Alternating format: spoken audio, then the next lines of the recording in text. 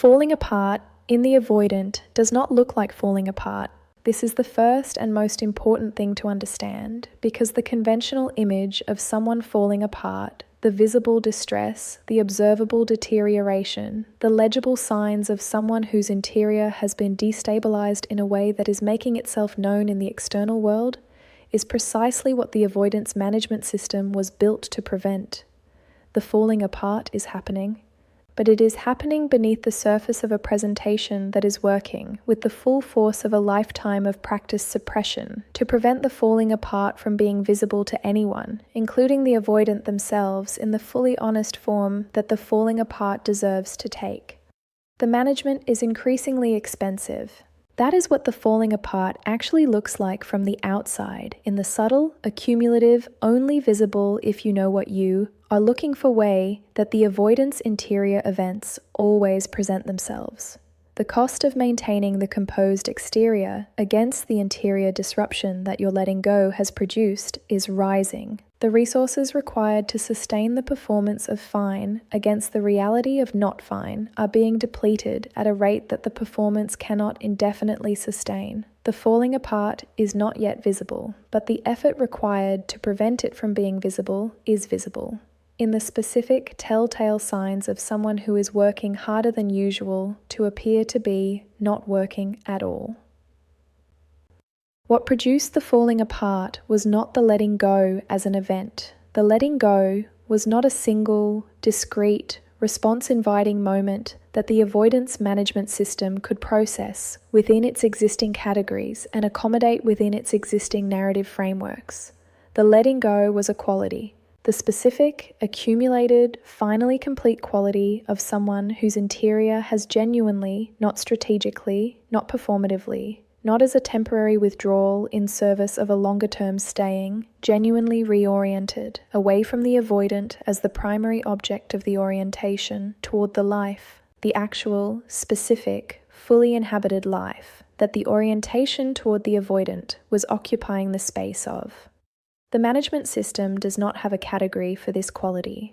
The categories available are: person is hurt and withdrawing, temporary will return; person is angry and creating distance, manageable will resolve; person is testing, testing has an endpoint; person is moving on, accommodatable within the loss narrative. None of these categories fits the quality that the genuine letting go produces, because the genuine letting go is not organized around the avoidant, is not a message directed at the avoidant, is not a temporary state with an implicit endpoint, is not a test with a passing condition. It is simply reorientation, the authentic, complete, not performing for anyone reorientation of someone who has arrived at the genuine place of having their energy and attention and interior available for their own life in a way that it was not available across the duration of the connection, while the orientation toward the avoidant was occupying it. The management system, encountering this quality, keeps running its assessment routines and keeps failing to produce a category that makes the input manageable. And the failure to categorize, the inability to accommodate the input within the existing narrative frameworks, is itself the beginning of the falling apart.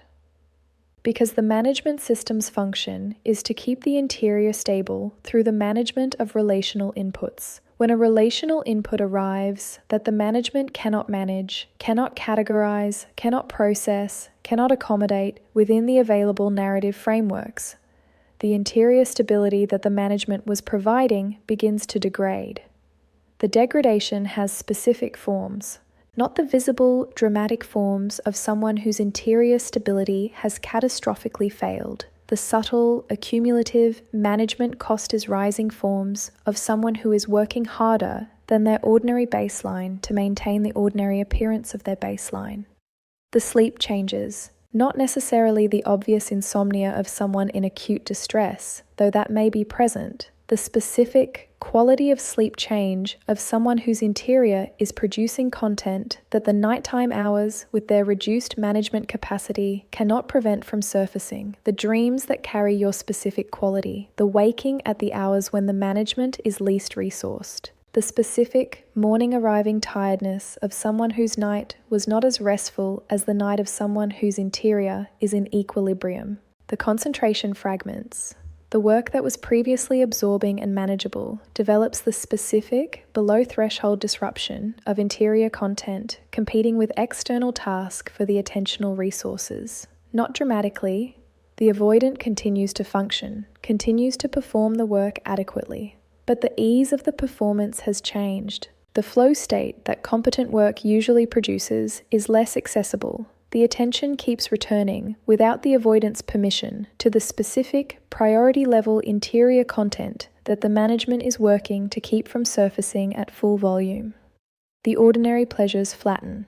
The activities and experiences that reliably produce the ordinary, baseline satisfaction of a functioning person in their life. The specific pleasures of work well done, of social engagement that is genuinely enjoyed, of the various activities that constitute the avoidant's daily life, produce, in this period, a slightly diminished quality of satisfaction.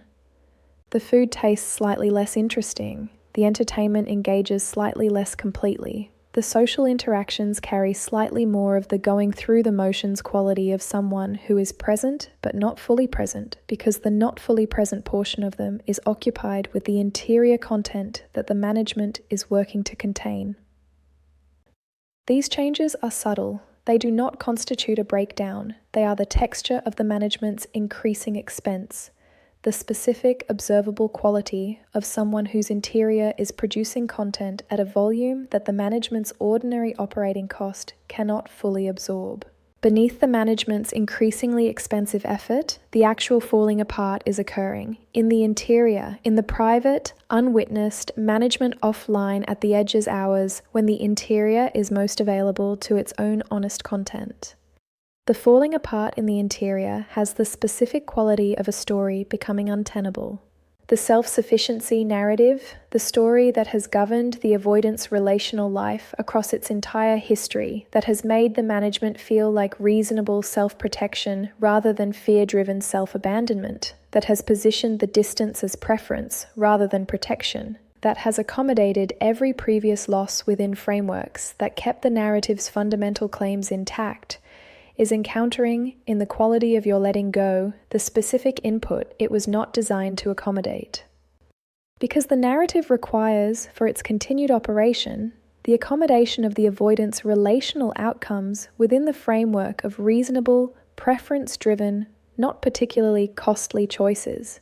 The distance was chosen because the avoidant genuinely needs space. The connection ended because the circumstances were not right.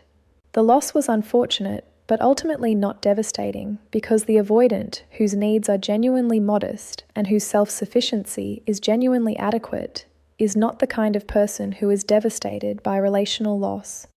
Your letting go contradicts the narrative on multiple fronts simultaneously.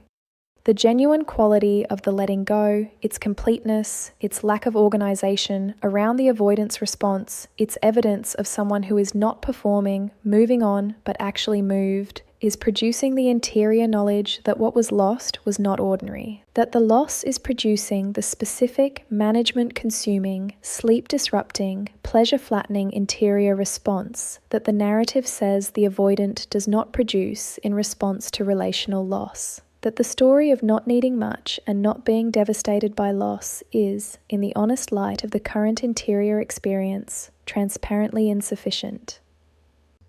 The story is becoming untenable, and a story that is becoming untenable in the avoidance interior is falling apart in the most significant way available.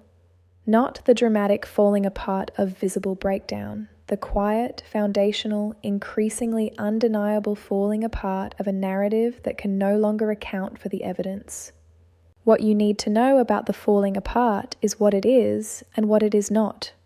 It is the honest, interior consequence of the avoidance choices encountering their full cost.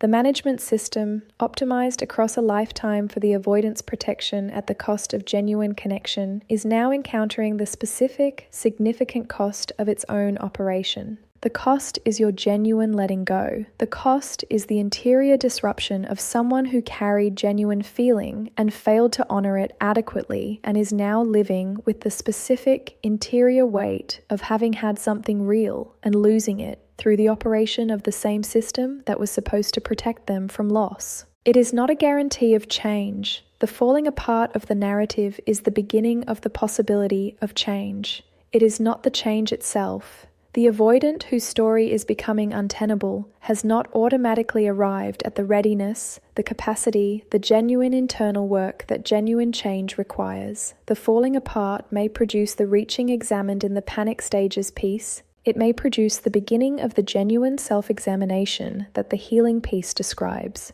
It may produce neither, may be managed back into a revised version of the narrative, a more sophisticated accommodation of the evidence, a new story that keeps the fundamental self-protective structure intact while incorporating the loss into its framework.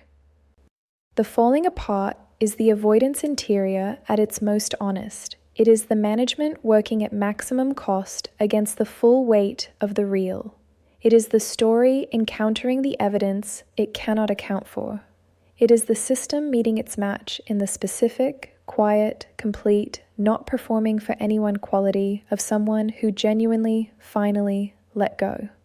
You let go, not as a strategy, not as the performance of someone who was still reaching, but as the honest, self-directed, finally arrived completion of someone who had given what they had to give and arrived at the genuine end of it. And the avoidant, whose system was built to manage against exactly this, against the full cost of the distance it kept generating, against the full weight of the connection it kept failing to honor, against the full, undeniable, not accommodatable within any available narrative reality of someone who was genuinely worth staying for, genuinely, finally, letting go, is falling apart, quietly.